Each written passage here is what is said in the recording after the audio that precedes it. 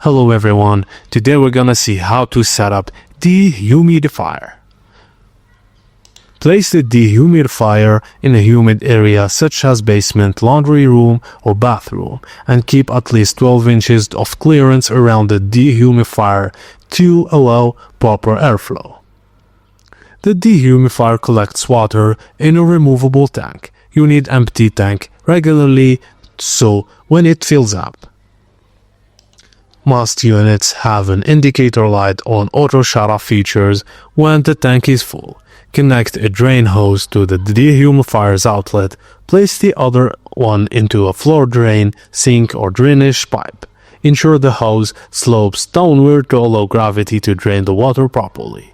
If your dehumidifier has a build-up pump, attach the included drain hose. Position the hose so it directs the water into a sink, drain or outside. This is useful when the dehumidifier is not close to drain. Plug the dehumidifier